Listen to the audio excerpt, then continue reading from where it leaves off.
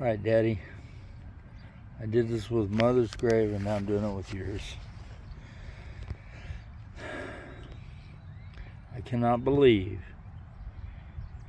it has been almost 40 years since that fateful day in Montgomery, Texas. Or it may have been Magnolia, but it was in Montgomery County.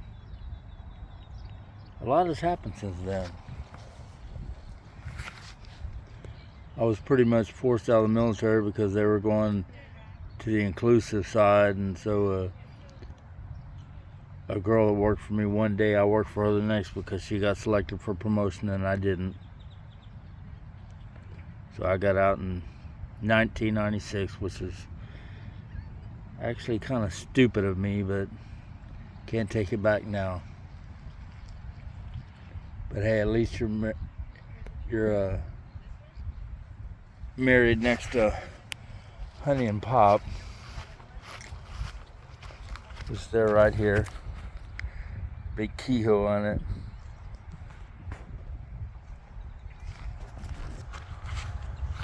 So a lot has happened, obviously, in the last 40 years. I got divorced and then remarried, and I've been married now close to 23 or 24 years. I got married in 01, so it'd be this year would be 23. I'm not sure what else to say. Mother's finally got remarried right around 1990.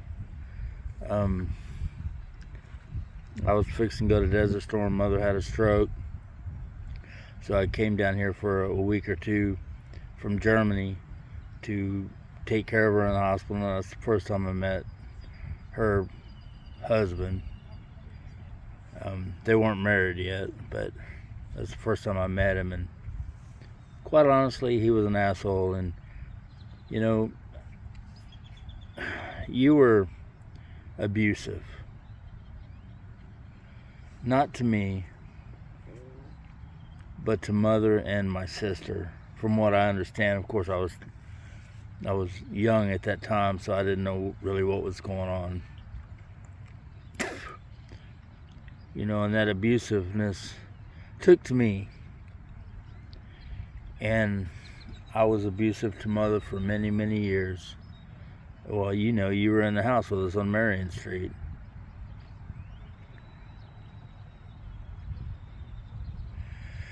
I was dating a girl that I dated in high school for a couple of years, and we reconnected, and I started dating her again.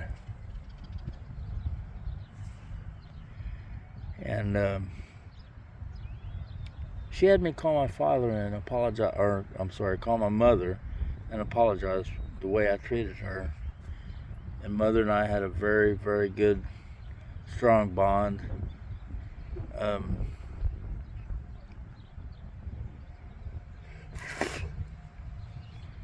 She always loved her children.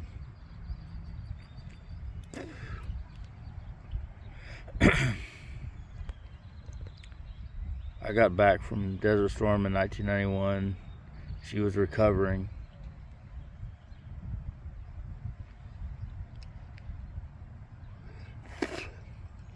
I know what I want to say, but I can't get it out for some reason. I don't know how to say it. So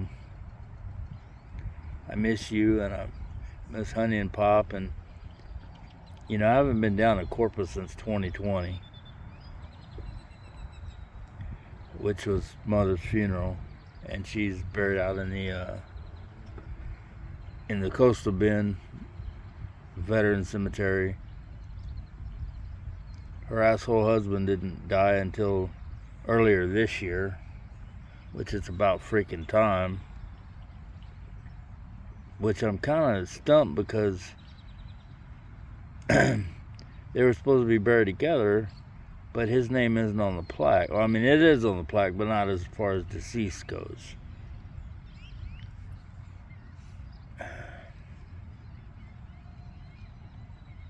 I wish he had not gotten out on that fateful day in September for Labor Day in '87. You know, the skies were too bad for you to come see Becky and I for the weekend.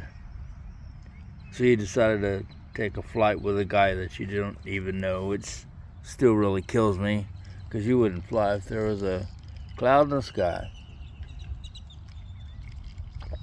But as I understand it, you were taking an instrument lesson. Your wife Dixie died, I think this is 2024. I think she died in 23. And I had her sister-in-law contact me. And I asked for your .357 pistol. And the sister-in-law's response was, she's had so many different people living with her, who knows where it's at. I'm like, that's what I wanted, was your pistol.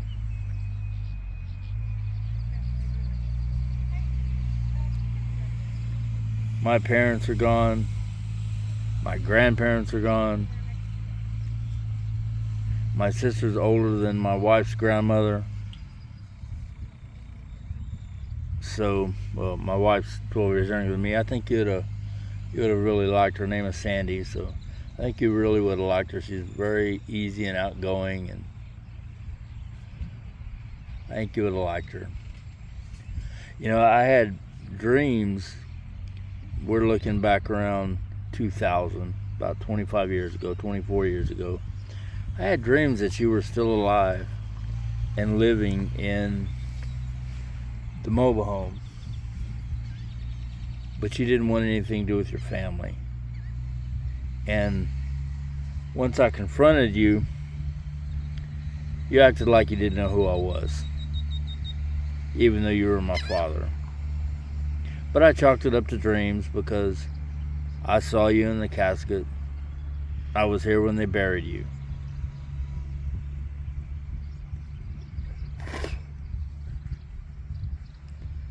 With Mother, I was a bit luckier. I was holding her hand when she passed. And I'm glad I at least got to do that. So, you missed out on a lot in the last 40 years.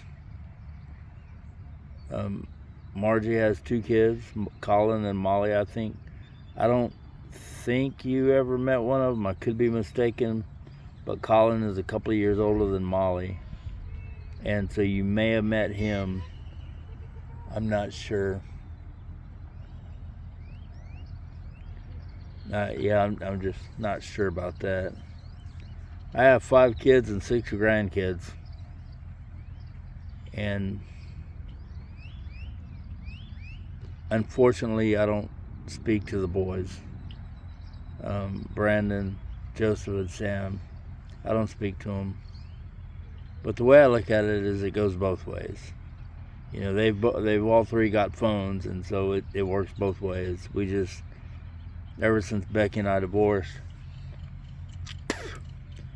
she talked all kinds of stuff about me to the boys, which kind of put them kind of off, which I have never, ever, ever spoken ill of my ex-wife, especially to my children. So I do have 2 girls. One of them is adopted. Her name is Krista. The other one is mine and Sandy's, and her name is Courtney. Courtney Cheyenne Rice. And the Rice stems from, obviously, Grandmommy's side of the family. Well, Courtney is 22, and she has a child. And her name is Ivory Cheyenne Rose Kehoe. Baby daddy nowhere in the picture. And it's kind of funny too, because a couple of years ago, well, no, I can't say a couple of years ago, maybe a year ago, baby daddy hit up Courtney and said that I had threatened to whip his ass in Walmart. And Courtney replied to him, said, "The joke's on you, my dad doesn't go to Walmart." Which I don't. I hate that freaking store. So I don't go to Walmart unless it's absolutely necessary. I don't think I've stepped inside of a Walmart in the past 6 months. You know, if I need some painting stuff, I'll go to Home Depot. If I want groceries, I'll go to H-E-B. But I don't go to Walmart. If I need anything else, I pretty much get it on Amazon, which you have no idea what Amazon is. But I'm glad to see you're doing okay.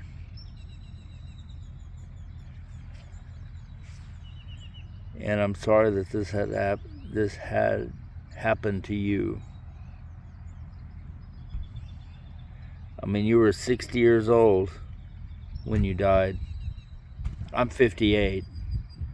Your daughter is 70.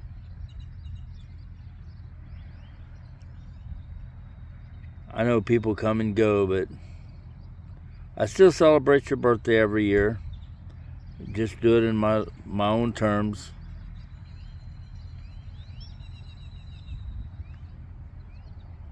I'm not sure what else to say.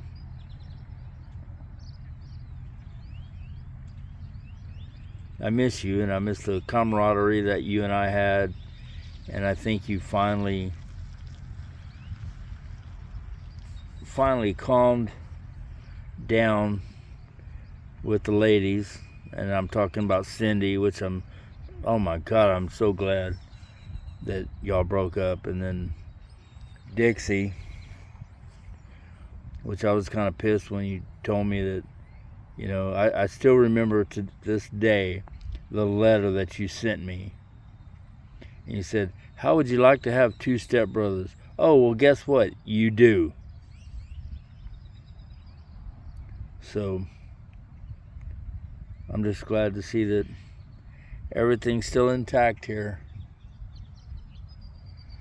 I gotta go visit Mother's house and try to find out if there's squatters or whatnot in her house, or the house was supposed to go to me and my sister, and my mother's asshole husband ended up giving the house to his son.